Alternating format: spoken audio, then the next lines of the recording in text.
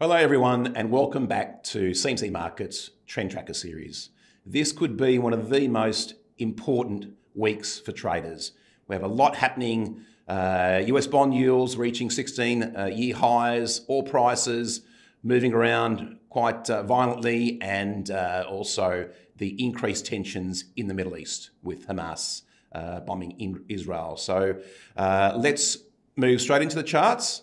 And the first chart that I'm covering today is the Australian dollar chart. So what we can see here is a couple of reasons why it's been trending down so aggressively since July this year. Fundamental reasons behind the Aussie US dollar downtrend have been one, last week the Reserve Bank of Australia again kept the cash rate on hold at 4.1%. But as I mentioned, US 10-year bond yields have made a 16-year high. And the US economy is resilient, stronger than expected. Non-farm payrolls data last Friday night is a testament to that. And they're the key reasons behind the Aussie falling against the US. And in general as well, the US dollar has picked up some safe haven demand as well this morning with the increased tensions in the Middle East. So technically, the trend is continuing lower. The Aussie printed new lows. New recent lows below 63 cents last week. You can see the downtrend intact there, the 20 EMA in yellow, below the 50 EMA and diverging. And sellers have been lucky enough to focus on these EMAs, and the 20 EMA has been quite fruitful for sellers in the past in providing decent levels to short the Aussie US or re-enter short positions. So that's worked very well during the downtrend. And from here, this week, there's a couple of things to focus on, obviously. US inflation data, CPI, and of course, the tensions in the Middle East. Will they expand throughout the region, or will they simmer? So these issues will impact the Aussie. Support resistance. So in a downtrend, looking for levels to cap any bounces. Around 64 cents is where the 20 EMA lies at the moment, and 64.60 the 50 EMA. And then you've got that key resistance level around 65.20 that has kept any rallies at bay. The downside for any sellers, potential targets, 61.70, that is the swing low point made in October 22.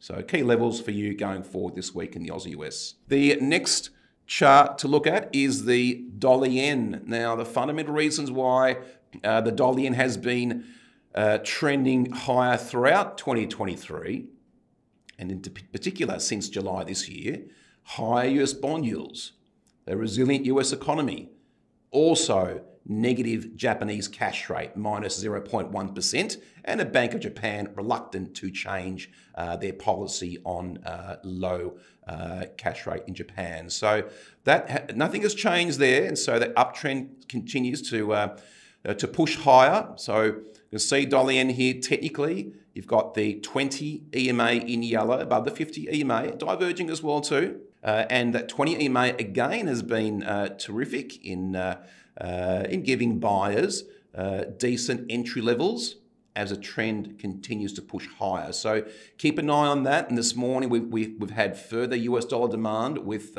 increased tensions in the Middle East.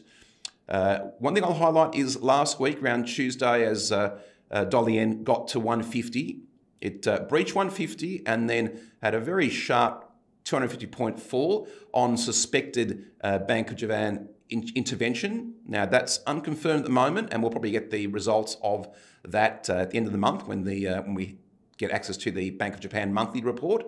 But please be mindful if you're trading dollar yen or any of the yen crosses for any kind of BOJ intervention. So for those of you trading dollar yen this week, what to focus on? Again, Middle East tensions and US CPI, which is crucial again for movement in US interest rates, and again, movements for the US dollar.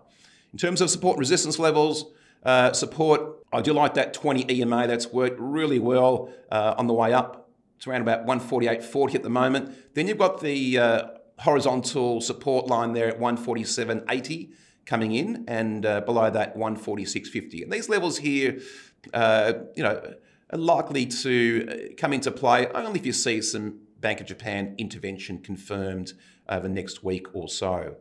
Top side, as I mentioned, we did breach 150 momentarily last week. 152, the figure, is the swing high made around October 22. So some potential levels to focus on in the week or two ahead. And lastly, let's take a look at the dollar-Canada exchange rate. So on this daily chart here, dollar-Canada, as you can see, technically was in a range of 133.70, 136.50. It was only last week that we broke above that 136.50 and managed to close and stay above that previous key support resistance line. Now, the reason why I've chosen this chart here is twofold.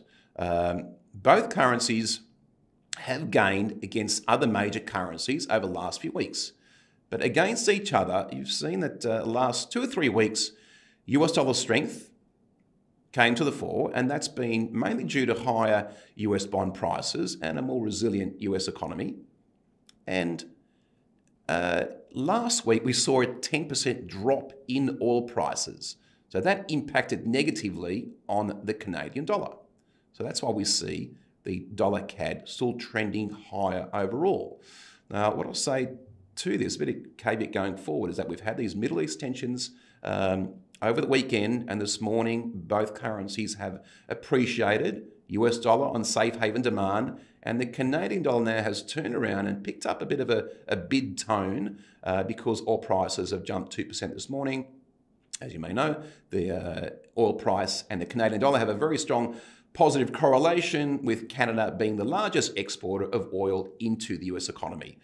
Looking forward this week, as I mentioned, US CPI is a key economic indicator to look out for, as well as the Middle East tensions, which will have quite a decent impact on oil if they do worsen or if the situation improves. Either or, oil prices will be impacted most likely. And in terms of technical levels there, that 136.50 previous resistance line is now decent support. Have a look at that there. Then you've got the EMAs. The EMAs work quite well when markets are trending. So that's why I've highlighted the 20 EMA here, 135.88, and the 50 EMA at 135.20. And top side, for those of you who are looking to go long dollar Canada, 138.60 was a swing high point on your daily charts back in March this year. So there you have it. So that concludes my analysis of the 3 currency pairs today. Thank you for watching. And if you haven't subscribed yet, please subscribe below, and I'll see you in the next video.